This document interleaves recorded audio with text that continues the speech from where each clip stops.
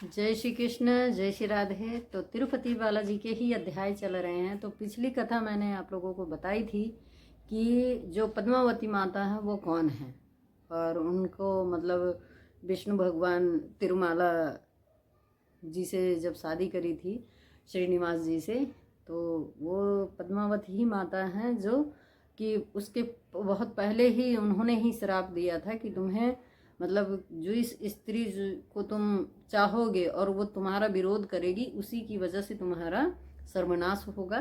तो वो वही होती हैं, जब वो उनको मतलब जाते हैं, टच करते हैं, तो वो अग्निदेव में समाहित होती हैं, अग्निदेव के पास चली जाती हैं। इसी तरह से जब राम भगवान वनवास में जाते हैं, सीता माता का हरण होने वाला होता है, उससे पहले अग्निदेव जब आते हैं तो सीता माता को अपने साथ ले जाते हैं और उनकी जगह माया के जरिए उनका रूप एकदम सीता की तरह वो ले लेती हैं और वो ही जाती हैं लंका, क्योंकि वो पहले से ही विष्णु भगवान को चाहती हैं और उनको पति रूप में बहुत सदियों से ही कामना कर रही थी कि उन्हें मुझे पति रूप में ही पाना है। तो इस तरह से प्रभु उनकी भी इच्छा पूरी करते हैं। आगे चलते हैं। अब पद्मावती माता ने वहाँ पे जन्म ले लिया है, जैसे जनकपुरी में जन्म लिया था उसी तरह से वहाँ पे पद्मावती माता ने जन्म लिया। अब आगे चलते हैं, कथा की तरफ बढ़ते हैं। तो प्लीज़ ये कथा अपने परिवार के साथ, अपने बच्चों के साथ कथा ज़रूर सुने। इस कथा से सुनने से जब भी आप तिरुपति बालाजी जाएंगे तो आपको दर्शन करने का जो नॉलेज है वो बहुत अच्छे से होगा, क्योंकि आप कहाँ जाते हैं, किस तरह से जाते हैं, किन प्रभु जी का कैसे दर्शन करना है, वो सब इस ग्रंथ में लिखा हुआ है। तो इसी तरह से आप तिरुपति बालाजी की कथाएं सुनते रहें। तो प्रभु ने जैसे मेरे पे कृपा करी है उसी तरह से आप सब पे भी कृपा करें। जय श्री कृष्ण, जय श्री राधे। चलते हैं कथा की तरफ। पद्मावती माता की कथा अब स्टार्ट होती है कि पद्मावती माता किस तरह से अपना जीवन व्यवहार किस तरह से वो रहती हैं। तो उस तरह से उनका कथा शुरू हो रही है। आकाश राजा ने पद्मावती को बचपन से ही सभी विद्याएं सिखाई। पद्मावती सभी विद्याएं आसानी से सीख चुकी। शुक्ल पक्ष की चंद्रमा की तरह बढ़ने लगी। 14 वर्ष की पद्मावती तेजोमय सौंदर्य से विराजमान थी। बचपन से सीखी विद्याओं में परिपूर्ण अनुभव पाई थी। पद्मावती बड़ों के साथ विनय से व्यवहार करती थी और सबसे विधेय थी। पद्मावती हर शुक्रवार को गौरी की पूजा करती थी। हर फ्राइडे के दिन वो गौरी माता पार्वती माता की पूजा करती थी। एक बार पद्मावती गौरी पूजा करके अपनी सहेलियों के साथ अंतपुर में खेल रही थी। उस समय नारद महामुनि हरिमन नारायण कीर्तन करते हुए पद्मावती के पास मंदिर में आ पहुंचे। नारद मुनि को देखकर पद्मावती ने गान प्रकट प्रणाम किया और उचित सत्कार किया। नारद मुनि पद्मावती के अतिरिक्त सत्कार से संतुष्ट होकर आशीर्वाद दिया और कहा, कुमारी पद्मावती, मैं तुम्हारा भविष्य बताऊंगा, तुम्हारे हाथ दिखाओ। इस बात से पद्मावती पहले शर्मा गई। तो पद्मावती माता शर्मा गई क्योंकि सबको नारद जी आशीर्वाद ही देते हैं और सारे कार्य वही बनाते हैं। तो क्योंकि सबसे बड़ा कार्य करने वाले नारद जी ही होते हैं, जो अपने प्रभु का गुणगान और प्रचार इस तरह से करवाते हैं। बाद में नारद मुनि को अपना हाथ दिखाया। नारद मुनि पद्मावती के हाथ की रेखाएं देखकर चकित हुआ और कहा, तुम्हारे हाथ में पद्म ध्वज और मत्स्य रेखाएं हैं। इन रेखाओं से साबित होता है कि तुम जरूर श्री नारायण की पत्नी होगी। पर रेखा से धन्य धान्य संपत्ति, मत्स्य रेखा में सुखी जीवन और ध्वज रेखा से रानी वास हो को सूची करते हैं। ये सब रेखाएं साधारण स्त्री के हाथ में नहीं रहती। तुम बड़े भाग्यवान हो। तुम्हारे हाथ की इस कीर्ति रेखा से तुम्हें प्रजा का बड़ा आदर मिलेगा। इस तरह नारद मुनि ने पद्मावती का भविष्य बताया। नारद की इन बातों को पद्मावती सुन शर्मा गई। नारद मुनि पद्मावती को यह आशीर्वाद दिया कि शीघ्र ही तुम्हारा कल्याण होगा। तो उन्होंने शादी के लिए आगमन दे दिया कि जल्द से जल्द तुम्हारी शादी होगी, तुम्हारा कल्याण होगा। तो इसी तरह से प्रभु जी जो हैं अब जो हैं तिरुमाला के निवासी बन गए हैं, तिरुमाला पर्वत के। श्रीनिवास माता का बकुला देवी से की गई अप्सराओं को पाकर दिन बिताने लगा। एक दिन श्रीनिवास के मन में शिकार खेलने की इच्छा पैदा हुई। श्रीनिवास ना बकुला देवी के पास आकर अपने मन की इच्छा प्रकट करी। मतलब उनका लाड प्यार पा करके उन्हीं के पास वो रहने लग गए थे। और इसी तरह से बकुला माता जो यशोदा थी, इस तरह इस जन्म में उन्होंने बकुला देवी का वो लिया, धारण करा है। तो इसी तरह से प्रभु उन पे अपनी कृपा बरसाए हैं और माता उसी तरह से उनको प्यार करती हैं। तो अब इच्छा अपनी प्रकट करे हैं कि मुझे भी शिकार खेलने जाना है। शिकार खेलने जाना है कि बकुला देवी श्रीनिवास की यह बात सुनकर निराश हुई और कहा, कुमार तुम बड़े कुमार हो, तुम बहुत सुकुमार हो, तुम जंगल में मत जाओ, नहीं तो वहाँ पे बहुत बड़े बड़े जानवर हैं, ऐसा है, चोट लग जाएगी, ये हो। लेकिन जो है प्रभु उनकी बात को टाल करके कहते हैं, माँ मुझे आज्ञा दे दे, मुझे जाने दे। इसी तरह से जैसे वो बाल हट किया करते थे उसी तरह से माँ से हट कर रहे हैं। तो श्रीनिवास ने बकुला देवी की यह बात सुनकर कहा, माँ ता मुझे मेरे ऊपर के प्रेम से, मतलब ये आपका प्रेम है जो मुझे जाने नहीं दे रहा है। आप मुझे इतना स्नेह करती हैं कि आप भी अभी मुझे छोटा बालक ही समझती हैं, इसलिए आप मुझे जाने नहीं दे रही हैं। तो यह सब सुन करके जो है, माता मेरी इस तमन्ना को पूरा कर दो कि मैं ये आपसे बोल रहा हूँ, मुझे जाने दो, मेरी ये इच्छाएं आपको पूरी करनी है, कर दो। तो इसी तरह से माता उनको आशीर्वाद देती हैं और वो शिकारी का पूरा भेष बना करके इसी तरह से धनुष बाण दे करके और शिकार खेलने वन को चले जाते हैं। अब वन में जाते हैं तो क्या होता है, आगे आप लोग इसी तरह से कथा में बने रहें। शिकार करने वेकटन चल पर्वत पर महारण्य में प्रवेश किया। अरण्य में घूमते घूमते श्रीनिवास अपने धनुष में बाण साध कर अंतरिक्ष में प्रयोग किया। उस तीर के प्रभाव से आकाश में बिजलियां गरजने लगी और धनुष टहास की आवाज से सारा जंगल गूंज उठा। इस गंभीर आवाज से जंगल के ये बाघ, सिंह, हिरण, भालू दाती जानवर भय कपित होकर इधर उधर भागने लगे। जानवरों का भागना देखकर श्रीनिवास अपने धनुष से तेज बाणों को छोड़कर क्रूर मृगों पर संहार करने लगा। सारे जंगल में हाहाकार मच गया। अनेकों जानवर अपने प्राण खो बैठे। श्रीनिवास ने जंगल में अनेक भयंकर मृगों का संहार किया। श्रीनिवास के सामने आए हुए जानवर न बच सके।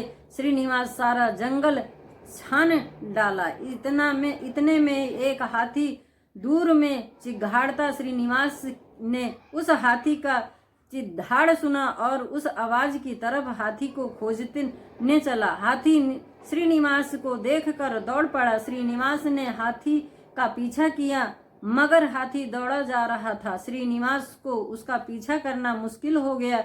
श्रीनिवास ने ब्रह्मदेव का ध्यान किया। ब्रह्मदेव श्रीनिवास की इच्छा समझकर अपनी महिमा से एक श्वेत घोड़े की सृष्टि की। उस घोड़े पर सवार होकर श्रीनिवास ने हाथी का पीछा किया। आखिर हाथी ने हार मानकर सिर झुकाकर प्रणाम किया। श्रीनिवास ने दया से हाथी को छोड़ दिया। हाथी ने अपनी राह ली। श्रीनिवास जंगल में शिकार खेलते खेलते हैरान हो गए और प्यास बुझाने के लिए नजदीक के एक उद्यान में प्रवेश किया। श्रीनिवास श्वेत अश्व को साथ लेकर उद्यान में प्रवेश कर अश्व को पानी पिलाकर वह खुद पीकर आराम करने के लिए वन में एक बोधि वृक्ष के नीचे बैठकर आराम करने लगे। पद्मावती रोज की तरह अपनी सहेलियों को लेकर विवाह के लिए वन में आ पहुंची। पद्मावती खेलते गाते फिरते श्रीनिवास के यहाँ बोधि वृक्ष के समीप आ गई। श्रीनिवास ने अपने सहेलियों के साथ खेलती हुई पद्मावती को देखा। पद्मावती के रूप लावण्य को देखकर श्रीनिवास क्षण भर चकित हुआ और सोचने लगा कि यह रूपवती कौन है, कहीं देवलोक से तो नहीं आई। देवलोक के अप्सराओं में भी इतनी खूबसूरत नहीं होती। इस कन्या को किसी तरह शादी करनी चाहिए, इसी सोच में पड़ गए। श्रीनिवास पद्मावती खेलती गाती श्रीनिवास के नजदीक आ गई और श्रीनिवास को देख पद्मावती ने श्रीनिवास को देखकर अपनी सहेलियों से कहा, यह पर पुरुष कौन है, यहाँ क्यों आया है? इसे जानने के लिए अपनी सहेलियों को श्रीनिवास के पास भेजा। श्रीनिवास पद्मावती की बात सुनकर सहेलियों से कहा, हे कन्या मणियों में सेचा चल निवासी, तुम, मेरा नाम श्रीनिवास है। मैं इस जंगल में शिकार खेलते हुए आराम के लिए यहाँ आया हूँ। अपने बारे में यूं कहकर पद्मावती से पूछा, हे युक्ति, तुम कौन हो? तुम्हारे माता पिता कौन हैं? तुम्हारा शुभ नाम क्या है? श्रीनिवास ने पूछने पर पद्मावती ने जवाब दिया, आर्य, मेरे पिताजी का नाम आकाश राजा है और मेरी माताजी का नाम धरणी देवी है। आप जैसे पर पुरुष का इस वन में आना मना है, इसलिए आप तुरंत यहाँ से चले जाएं। पद्मावती की ये बातें सुनकर श्रीनिवास ने पद्मावती से कहा, हे सुकुमारी, तुम्हारी इन रूप से मैं चकित हूँ। मैं तुम्हें प्यार करता हूँ, तुम्हारे बिना नहीं जी सकता, तुम्हें छोड़कर जाने को जी नहीं चाहता। तुम मुझसे शादी करना चाहती हो? श्रीनिवास के यूं पूछने पर पद्मावती ने क्रुद्ध होकर कहा, मूर्ख, तुम जंगलों में शिकार खेलते हुए फिर रहे हो, शिकारी से मैं शादी करूं? यह बात अगर मेरे पिताजी को मालूम होगी तो तुम जान से हाथ धो बैठोगे। पद्मावती के यूं कहने पर श्रीनिवास हंसकर कहा, कुमारी, तुमने तो अब देख लो, प्रभु जी भी इसी तरह से सोचो मन में, मतलब आंख बंद करके अनुभव करो कि प्रभु जी भी किस तरह से आनंद ले रहे हैं। तो हम वो दृश्य तो नहीं देख सकते, लेकिन अनुभव कर सकते हैं अपने आंखों को बंद करके, प्रभु के चरणों में रख के सोच सकते हैं, हाँ प्रभु ऐसी ऐसी लीलाएं करी हैं। जो कहा वह ठीक है, मगर प्रेमियों के बीच में ऊंच नीच का फर्क नहीं रहता है। जो प्रेम करते हैं उनके बीच ऊंच नीच का कोई फर्क नहीं रहता। ये विष्णु भगवान कह रहे हैं पद्मावती माता से।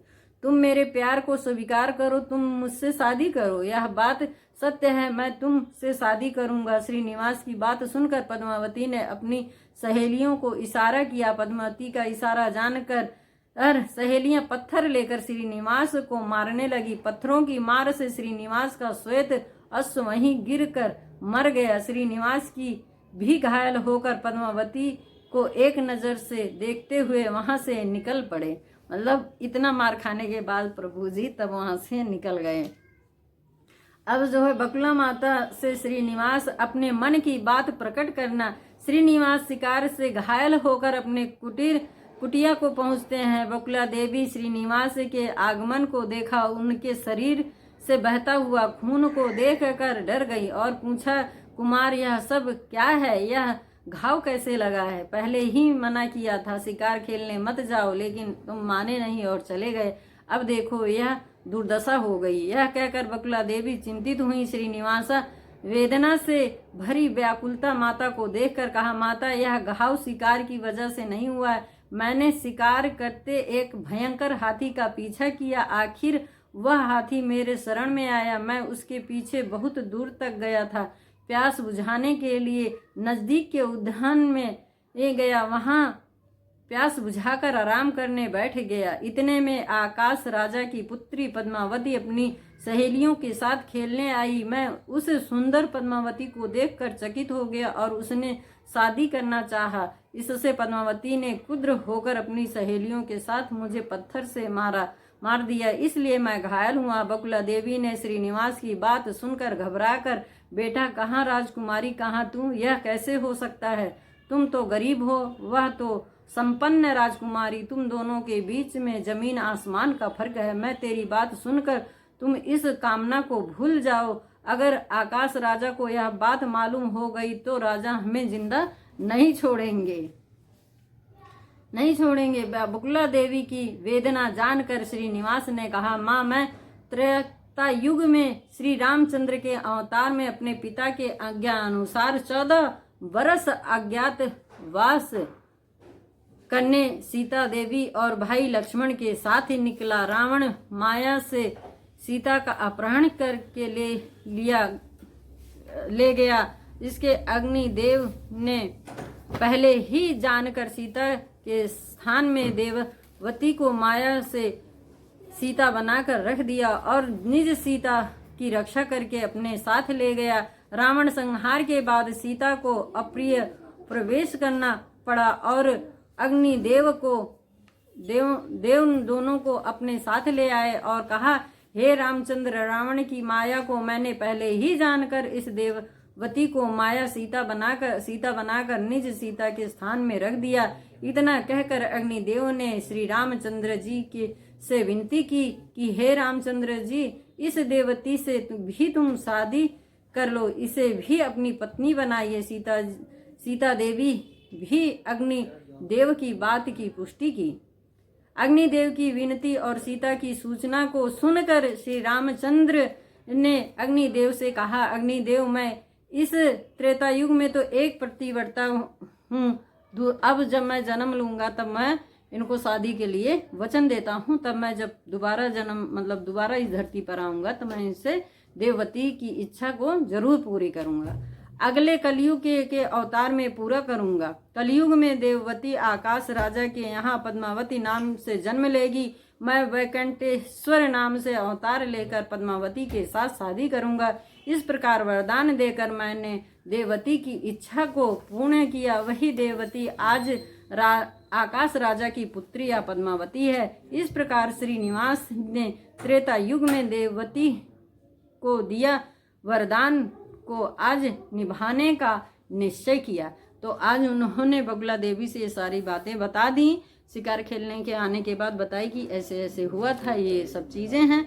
अब पद्मावती की बातें जो हैं वो मैं बाद में अगली कथा में बोलूँगी। तब तक इसी तरह से आप लोग कथा में बने रहें और वीडियो को जितना हो सके उतना देखें, लाइक करें, सब्सक्राइब करें और शेयर करें और अपनी पूरी फैमिली के साथ कथा सुने। तिरुपति बालाजी के बारे में आपको नॉलेज भी होगा। जिस तरह से प्रभु ने मुझे दर्शन दिए इसी तरह से आप लोगों को भी दर्शन दें और उनके बारे में आप अच्छे से जान सके। कोई आपसे पूछे कि तिरुपति बालाजी के बारे में क्या है क्या नहीं है तो आप खुल के बता सके कि ऐसी ऐसी उनकी कहानी है, कथा है।